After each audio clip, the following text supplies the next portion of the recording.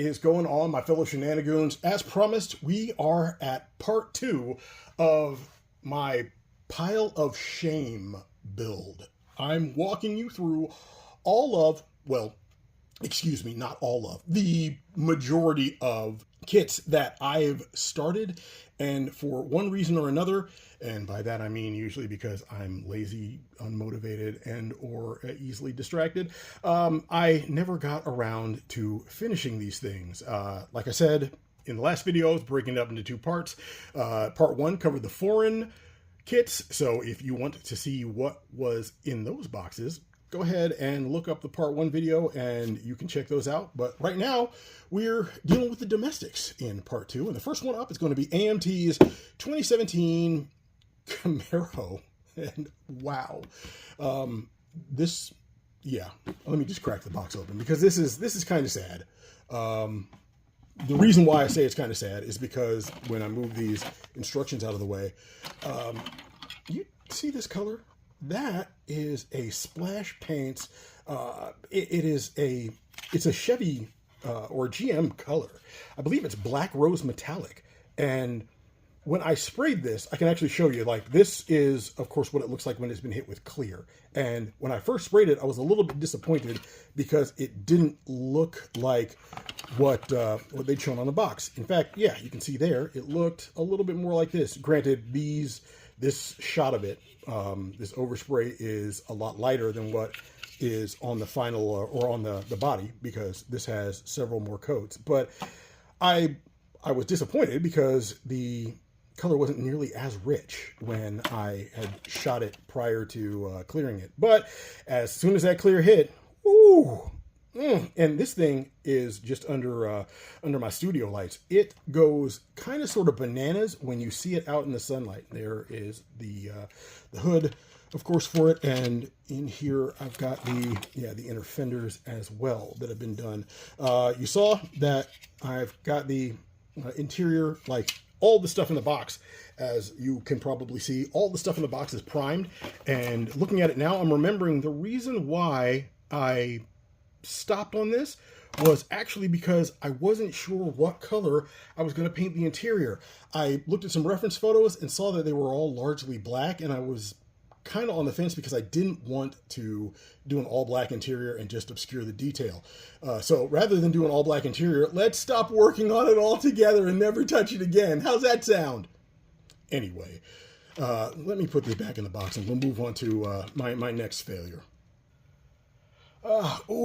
This one stings. I started this a couple years back. This was actually my entry in a group build here on YouTube that I totally ghosted. And yeah, apologies to Kim Custom Garage for like completely and totally ghosting him and not even so much as giving a single solitary update on the 32 Ford group build that he hosted. Props to him for finishing his kit and all those who participated. You guys, I did watch your videos and felt a pang and twinge of guilt with probably nearly everyone because I knew that I had this thing staring at me from beside my workbench as I neglected it and moved on to other projects that I may or may not have finished. But yeah, this is another example. So let's crack open this box and enjoy the embarrassment together, shall we? All right, so yeah, clear parts, yay. Instructions, and here we go. Look, we've got the vast majority of it there together, and wow, apparently I mocked it up. Okay, so first things first, we've got a 3D printed, very lovely 3D printed engine here. It is a, oh gosh, come on, Ted. How can you totally space on the name of the flathead? What is wrong with you? Anyway, yeah, so we had a flathead. We detailed the flathead up. We painted it green. We did all the things, and we like adjusted the mounts so that we could get it sitting in the car just the way we wanted to. And then you can see with this 32, we actually switched things up a little bit. And over here, you see we've got a truck bed. So yeah, my 32 was being turned into a truck. And you can see, bad company. I had a theme. I had the interior, exterior. I had a whole bunch of work done on this thing, and right around the time it was time to bring it home, I lost interest and dropped the ball, and into the box it went, never to be touched again until now. So yeah, we'll put this one away and move on to the next. This is a rough one too. I know I said like the last few have been rough ones, but this one's particularly rough because you can see just how many times I've opened and closed this box because of how frayed the bottom of it is. I've been in this and closed it more times than I care to even recall here. So as you can see, it is a 66 Chevy pickup, and let's see what state it's in. Oh, would you look at that? It looks like it could just about be completed, and I wonder why that is. So first off, we've got our truck bed here, and you can see that I have a real wood bed that I put in place along with the slats, and it's actually got a little bit of urethane on it, so there's a nice like semi-gloss shiny finish there. It is tubbed, as you can see, and it yeah, in general was good to go. We'll grab the rest of this here. Oh, yeah, and yeah, you can see that the truck itself, again, it's cleared, and it's buffed and polished, and it looks like it was essentially ready for final assembly, and something or other came up, and final assembly never took place. Now, there we've got our firewall for it, the rooftop. Oh, we got the bed, or the tailgate for the bed. Genius. Got some 3D printed smoothies, like these are 21s or 22s, but yeah, we had front and rear smoothies, and then poking around in here some more. Yeah, we had a 3D printed or like engine bay and firewall, because unless I miss my guess, yep, there it is. We also had this, like this was our wheel wells in the engine bay, and we never got around to finishing things up. We just left it like this, and I don't know if it's because we got distracted, we got discouraged, or we just got a big fat case of the lazies. But whatever the case was, this doesn't need a whole heck of a lot of work to push it over the finish line, though. As I'm thinking about it now, I also remember that there was a power plant issue, and I think that might have been one of the things that stalled this out initially. Was I had lowered everything, and I had the stance dialed in just the way I wanted it, but I didn't have a solution ready for the exhaust. And so I put it back in the box, ruminated over it, probably forgot about that while getting distracted by a myriad of other things. And every once in a while, as you can see from the way the box looks, I would just crack it open, I would look at it, and then I would put it back in the box. And speaking of putting it back in the box, look at that. We're moving on to the next one. Oh, how about that? Another Revel and another Chevy. Apparently, yeah, I got this thing about abandoning bow ties because it's been a trend so far, and it's not going to end with this one, people. Let me tell you. Anyway, this was something that I started. Oh God, I started this so long ago. In fact, I switched up how I was going to put this together. If you go and you look at my playlist, you'll see that I actually built this same kit before. And I built it in what is the same color here in the box. The difference was when I got this kit, it was not a 57 Bel Air body in the kit, but rather it was the 150. And so the idea here was that I was going to build a 150 to go along with the Bel Air that I had and that I had built. So the Bel Air got finished first. This was getting finished second, and it was coming right along. The you know, as you can see, once again, story of my life, it's been painted, it's been cleared. Those are splash paints colors because that's what I do. I paint with splash paints a lot. Yeah, it's, let's see if I can even take this thing apart for you guys. There we go. So yeah, the body, good to go. You can see the interior. The interior is pretty much done as well. Got the photo H seat belts. The interior has the all the decals in it and everything. The dash is detailed. It was ready. It was ready. The, you know, underbody, of course, the exhaust was mounted into place. Looks like the suspension was mounted in place at one point as well and promptly removed. But yeah, there was a lot of forward momentum there. Oh, look, we've got a block for the kit. Let's see, rummaging through here, parts, pieces, parts. Yeah. There's the suspension. We had wheels and tires for this thing, all good to go. So what happened exactly? Let's see if we go through this box and we see all these things. Yeah, there's one of the rear tires, and the reason why there's just one rear tire is because the wheel, the spoke area in here, it cracked when I was putting it together. And so with a broken wheel and tire combination, I had to find a different solution. When I was in the midst of looking for that different solution, and yeah, gathering other parts and pieces and wheels, wouldn't you know it, I had a bear of a time. Oh, look at that.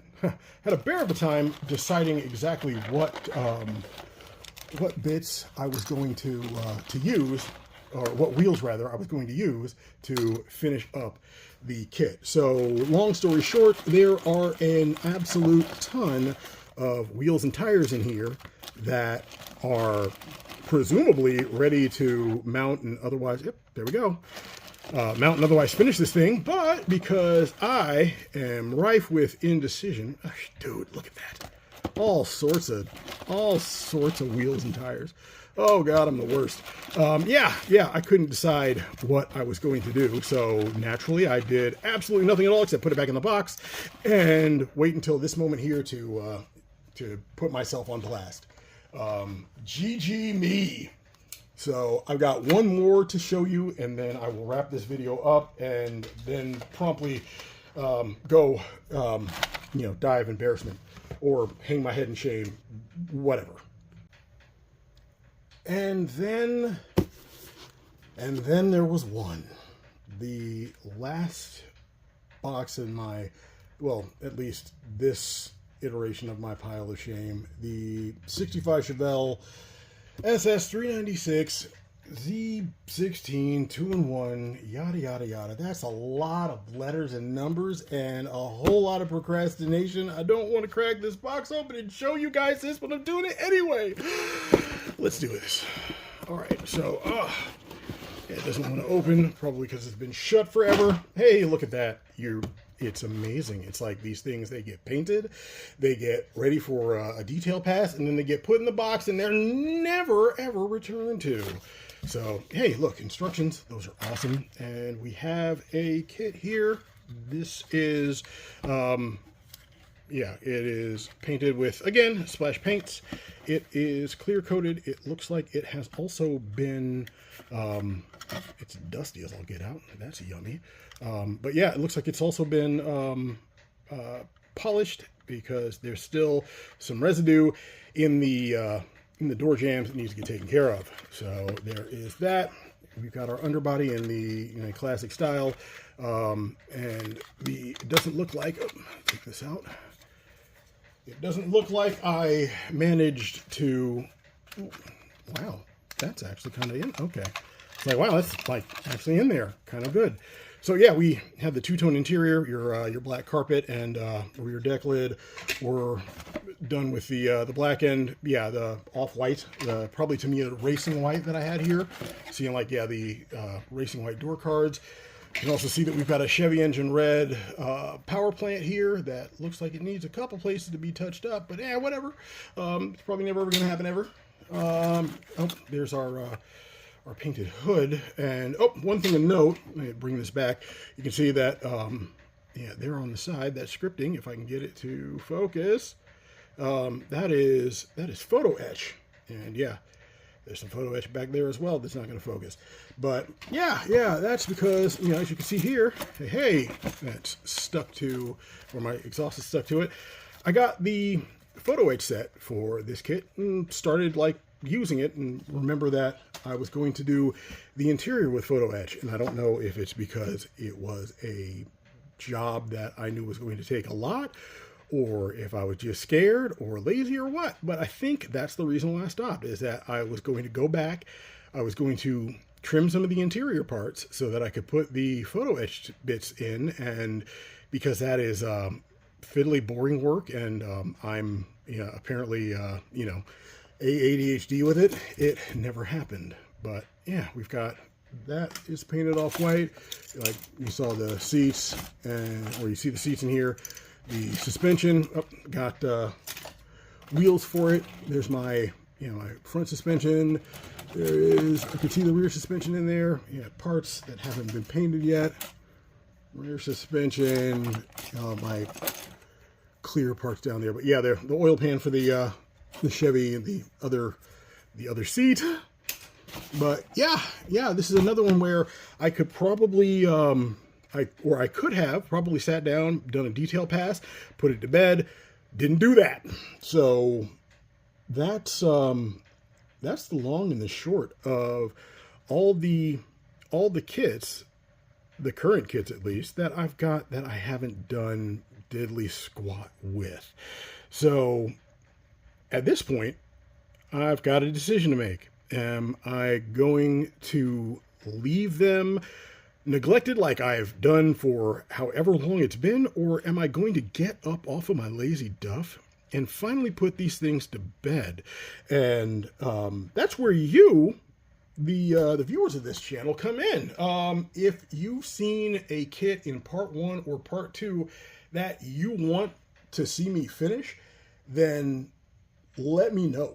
Like, drop it in the comments and, like, tell me what a goofball I am for having let things fall this far behind. And I will initially take it under advisement, and if peer pressure is strong enough, as BG can attest to, then I will fold like like nobody's business, and I will shoot a video showing you my my final, or showing you my attempt at bringing one of these bad boys home, landing one of these planes, as it were. So let me know which one you're interested in seeing get done first, and who knows, your selection may be the selection that makes it to the channel next.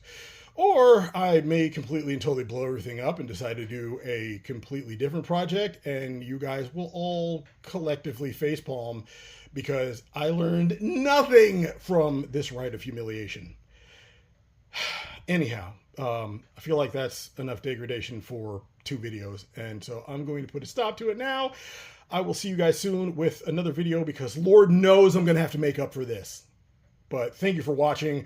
Feel free to like, comment, and do all that other YouTube stuff. I appreciate the heck out of it. I know that, I'll talk about this now real quick. I know that I'm over 1,000 subscribers, and I know that I never did a 1,000 subscriber giveaway, and I plan on remedying that. Details to come. I'll put together another video, probably while I'm dreading the results of what you guys decide I need to go back and finish. Anyway, yeah, more details to come on that. I'm going to give some stuff away. Don't worry, I won't give you one of my unfinished projects, unless you're into that sort of thing, at which point, yeah, shoot me an email, we can talk. But yeah, I'll give you guys details in the near future. But until then, let me get out of here. See ya!